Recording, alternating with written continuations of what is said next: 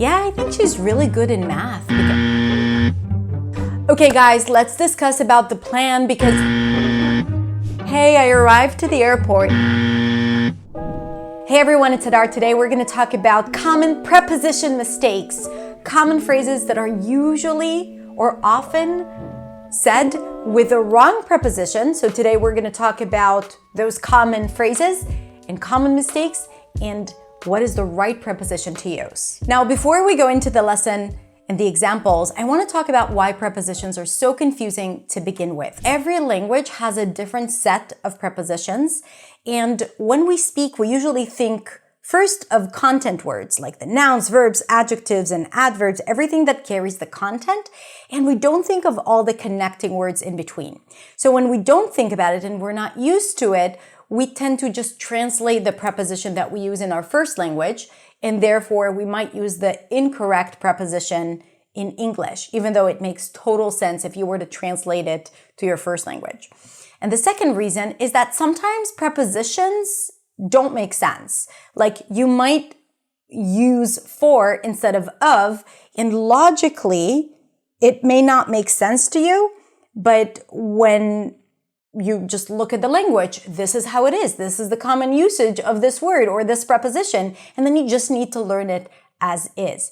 I know it gets to be a little frustrating, but I think that when you surrender to this idea that you don't always make sense of it and you don't always need to translate it, and just to copy paste what you hear and get used to saying it in the way that is the right way, so almost like remembering it as a word, depending on and not depending of, right? Like, and you always remember it as a unit, it makes it easier. And here's a quick tip. Once you learn the new preposition or the correct form, the best way to remember it is just to say it again and again and again in context. That way you kind of like brand it in your brain, you create new connections in your brain, rather than just repeating old patterns or what you've been used to saying, because we're trying to make new connections and build new habits. Okay, this is why the repetition in context is absolutely critical for this type of work. All right, so let's go into the common mistakes and the alternatives. So the first mistake is good in something. She's good in math. No, when you talk about someone who is good at something, we use at. For example, and say it out loud with me, she's good at math. He's good at writing. We're good at listening. Good at, good at, good at, good at, good at, good at. She's good at math. Good. Now I want you to think of 3 additional sentences with the phrase good at and say it out loud. You can even write it in the comments. The next mistake is discuss about. Let's discuss about the plan. No. After the verb discuss, we don't need a preposition. We can just eliminate it and say, let's discuss the plan. Let's discuss the plan. Let's practice a few more phrases. Please discuss any issues with your manager. Repeat after me. We discussed moving the meeting. I'm not ready to discuss the details yet. Discuss. Just discuss. All right, the next mistake is when we say arrive to. For example, I arrived to the airport. This is a mistake. We can either say arrive at or arrive in. We say arrived at when we talk about a specific point, right? Like a point on the map, like the exact GPS, a specific location, then we use at. I arrived at the airport. I arrived at the bank. I arrived at the crime scene. Okay, this is when we use at, a specific place. All right, you can visualize it. You can see it on the map.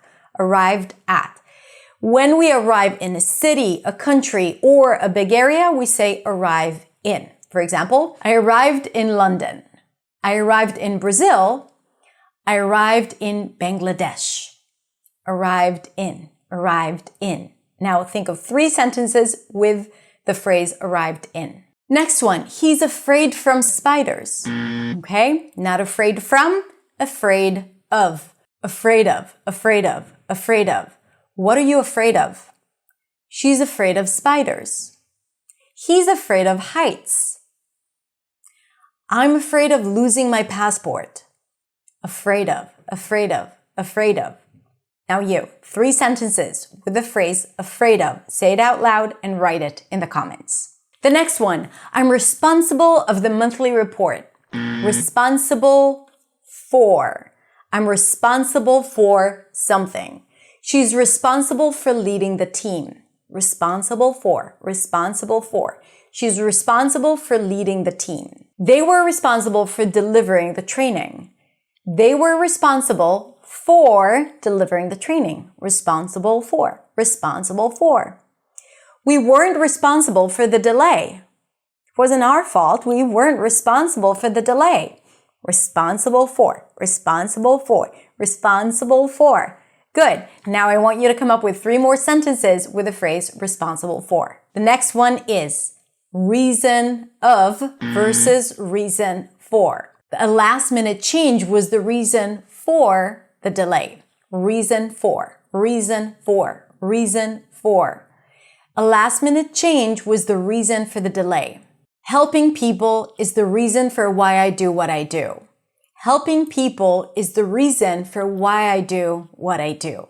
Reason for, reason for, reason for. Okay, that's it. I hope this was helpful, and more than just teaching you how to say correctly these phrases, I want you to understand the concept of understanding the mistake, not feeling bad about it because you're doing it subconsciously because of your first language or because maybe it doesn't make logical sense to you. But whatever it is, you need to understand that the new form needs to be repeated intentionally again and again and again out loud. And then for you to come up with 2-3 sentences with this new phrase out loud until you can start changing old patterns, changing mistakes, and shifting into more accurate English. Remember, mistakes is not the end of the world. It's okay if you make mistakes. Everyone will still understand you. But there comes a point in your English journey where you might feel like this is time to be more accurate and be more consistent with your grammar.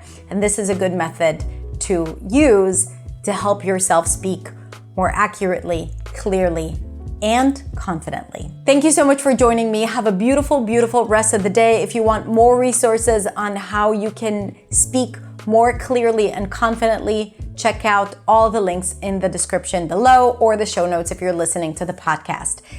Thank you so much for watching, and I'll see you next week in the next video. Bye.